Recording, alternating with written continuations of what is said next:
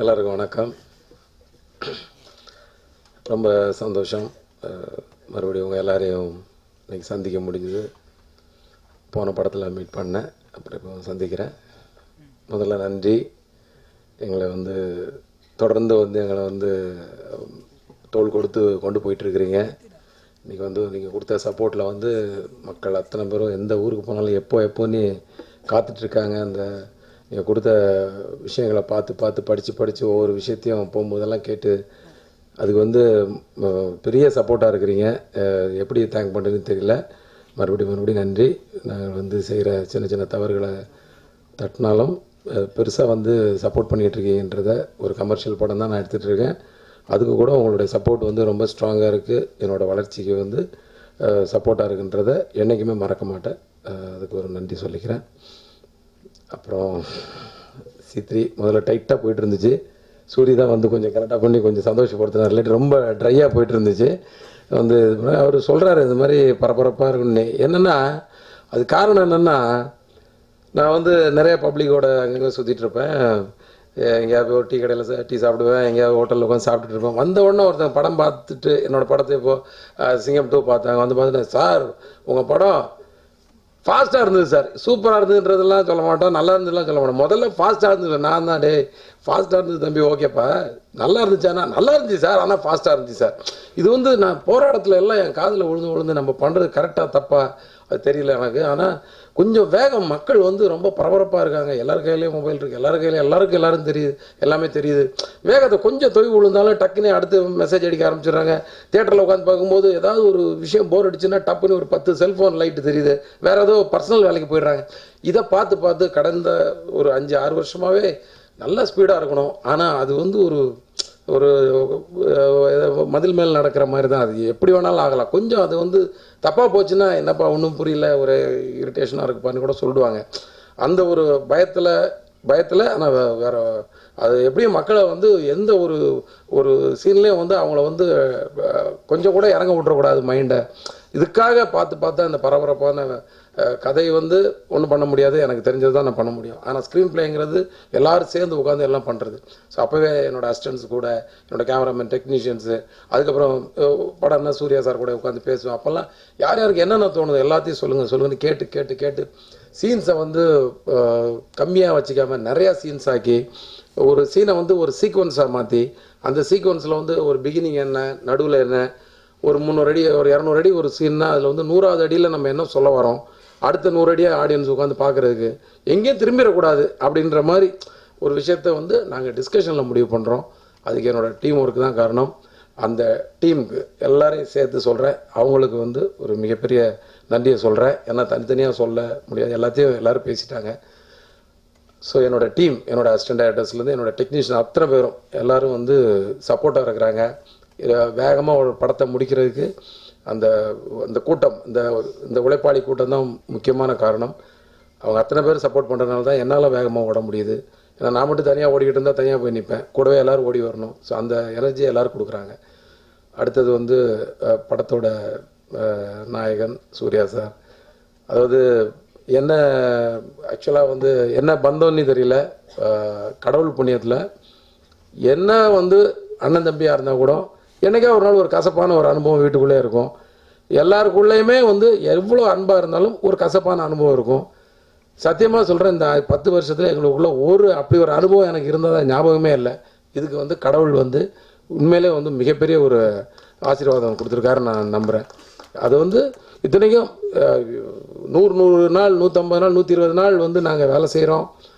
12லேருந்து 14 மணி நேரம் உழைக்கிறோம், ஒன்றாவே இருக்கிறோம். ஆனால் எவ்வளோ டிசிஷன் எடுக்க வேண்டியிருக்கு, எவ்வளோ விஷயங்கள் திங்க் பண்ண வேண்டியது, எவ்வளோ பேப்பர்ஸ் அவர் கையில் போகுது, டைலாக் படிக்கிறாரு, அதில் நிறையா அவருக்கு சில சந்தேகங்கள் வரும், அதை நான் தீர்த்து வைப்பேன். எதுலையோ ஒரு இடத்துல கூட ஒரு எரரே வராது. அந்த அளவுக்கு இருக்குன்னா ஏதோ ஒரு இடத்துல என்கிட்ட கூட ஒரு சின்ன தவறு இருக்கும். அது கூட இல்லை, அது சரியாக தான் இருக்கும். ஏதோ ஒரு இடத்துல அவருக்குள்ளே அந்த 10% 5% காம்ப்ரமைஸ் பண்ணிக்கிட்டு எனக்கு ஒரு ரெஸ்பெக்ட் கொடுத்து, எனக்கு ஒரு சப்போர்ட் கொடுத்து, எப்போவுமே ஒரு படம் ஒரு ப்ராஜெக்ட்னு போயாச்சுன்னா என்னை ரொம்ப ஸ்பெஷலாக பார்க்குறதா நான் உணர்வேன். எனக்கு அவ்வளோ ஒரு இடம் கொடுக்குற ஒரு ஹீரோ. என்னால் என்றைக்கும் மறக்க முடியாத என்னுடைய சகோதரன் மாதிரி, சகோதரனே சொல்லலாம். ஏன்னா நான் 5வது படம் பண்ணுறேன்.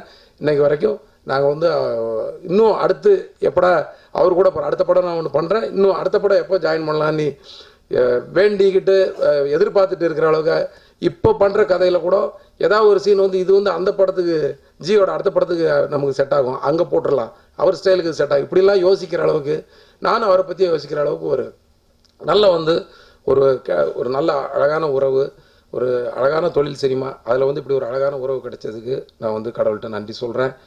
எந்த சீன் வேணாலும் சீனில் வந்து ஒரு யதார்த்தமும் ஒரு நியாயமும் இருந்தால் எவ்வளோ வேணாலும் ஃபோர்ஸ் ஏற்றலாம். அவர் வந்து அதை வந்து உண்மையாக்கிடுவார் அவரோட எமோஷ்னல் ஆக்டிங்கில். ஏன்னா ஒரு ஒரு ஒரு ட்ராமாட்டிக் டைலாக்கை கூட அது வந்து எமோஷ்னலாக அது பேசும்போது அந்த கோபமும் அந்த அந்த அதில் வர்ற அந்த அது உண்மையாகவே மாற்றப்படுது. அதை வந்து ஜி வந்து அந்த அளவுக்கு பண்ணிவிடுவார். ஸோ அந்த மாதிரி அவரை நம்பி நான் என்ன வேணாலும் பண்ணலாம், கதை யோசிக்கிறதுக்கு அப்புறம் அந்த ஸ்க்ரீன் பிளேகளை வந்து நான் எவ்வளோ வேணாலும் நம்ம ஏற்றலாம் அப்படின்னு நினச்சி நான் வந்து தைரியமாக பண்ணுற அளவுக்கு எனக்கு வந்து ஒரு ஹீரோ. என்னோடய படங்கள் வந்து இன்றைக்கி வந்து 5வது படம் நான் பண்ணிகிட்ருக்கிறேன். அவர் கூட பண்ண எல்லா படங்களும் நல்லா போயிருக்கு.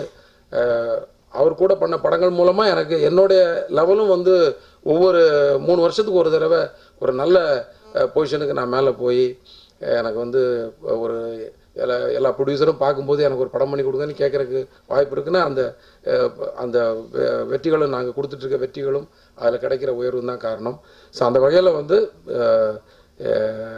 என்ன சொல்கிறேன்னு தெரியல, ரொம்ப எமோஷ்னலாகவே அது வந்து எனக்கு ரொம்ப டச் ஆகுது. இப்படி ஒரு வாய்ப்பு எங்களுக்கு வந்து அமைஞ்சிருக்கு இந்த ஃபில்ம் இண்டஸ்ட்ரியில் அப்படின்னு நினைக்கிறேன். இது வந்து எனக்கு வந்து 14வது படம். 14வது படம். இது வந்து சிங்கம் 2 முடித்தோம். அதுக்கப்புறம் நான் நடுவில் வந்து விஷால் கூட ஒரு படம் பண்ணேன். அதுக்கு அப்போவே வந்து ஜி கூட ஒரு படம் பண்ணணுன்னு முடிவு பண்ணிட்டேன்.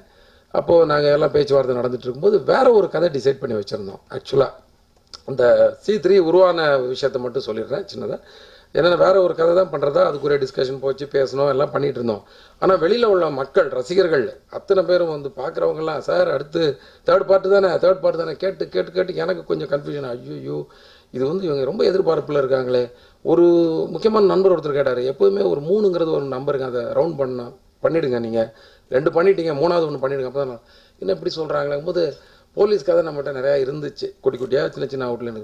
அதில் எது செட் ஆகுன்னு அப்படியே வச்சு அசிஸ்டன்ஸ் கூட உட்காந்து பேசும்போது ஒரு நல்ல ஒரு மெட்டீரியல் ஒன்று இருந்துச்சு.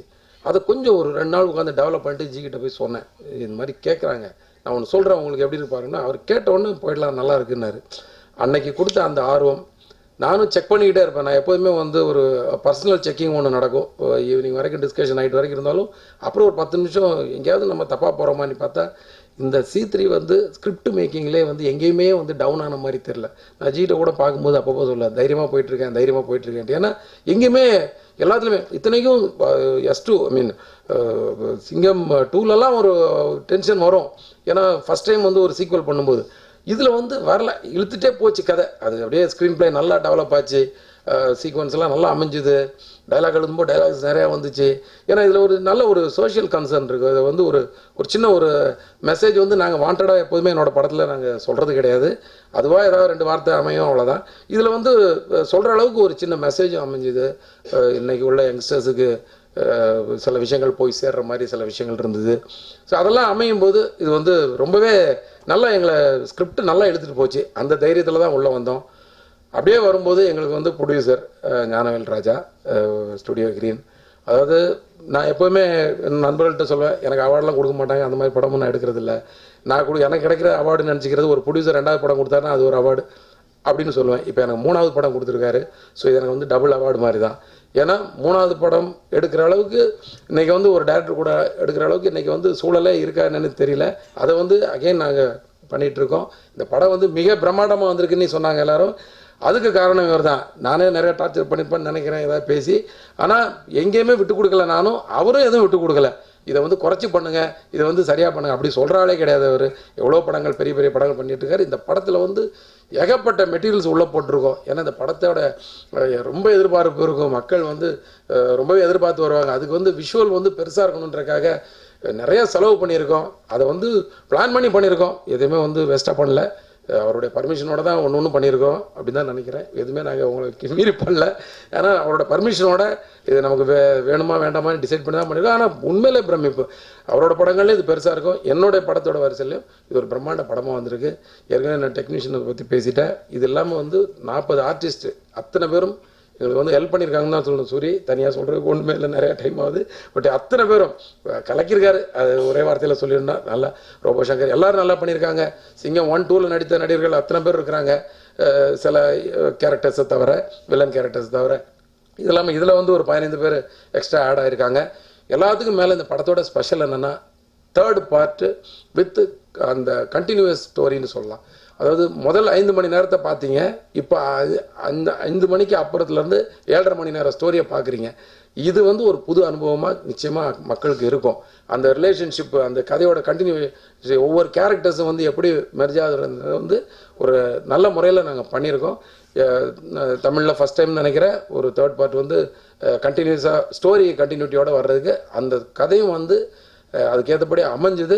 அதில் வந்து ஸ்க்ரீன் ப்ளே பண்ணும்போது கரெக்டாக வந்து உட்காந்துச்சு. அது வந்து ஒரு பெரிய அனுபவமாக இருக்கும்னு நினைக்கிறேன். புது அனுபவமாக இருக்கும் மக்களுக்கு ஒரு 3rd பார்ட்டு இந்த கனெக்டடாக பார்க்குற மாதிரி ஸ்டோரியை அப்படின்ற மாதிரி. இது இல்லாமல் எல்லாரையும் பற்றி பேசிட்டேன்னு நினைக்கிறேன். எங்களுக்கு இது வந்து ஒரு பெரிய சப்போர்ட்டில் போகிற விஷயம். ஸோ 1, 2 நல்லபடியாக போயிருக்கு. இந்த 3க்கு வந்து எல்லோரும் சப்போர்ட் பண்ணணும். இந்த படம் ரிலீஸ் ஆக போகுது 9th அன்னைக்கு. உங்களுடைய சப்போர்ட், மக்களுடைய சப்போர்ட் இருந்தால் மறுபடியும் இந்த படம் வந்து வெற்றி அடைஞ்சதுன்னா தமிழில் இப்போ 2nd பார்ட் நிறையா போயிட்டுருக்கு. அந்த 2nd பார்ட்டில் வெற்றி அடைகிற எல்லாரும் வந்து 3rd பார்ட்டுக்கு வரணும்னு நினைப்பாங்க. ஸோ அது ஃபஸ்ட்டு ஆளாக நாங்கள் போயிட்டுருக்கோம். இதுக்கு வந்து உங்கள் எல்லாரோட சப்போர்ட் வேணும்னு வேண்டி கேட்டுக்கிறேன். எல்லாருக்கும் நன்றி. தேங்க்யூ.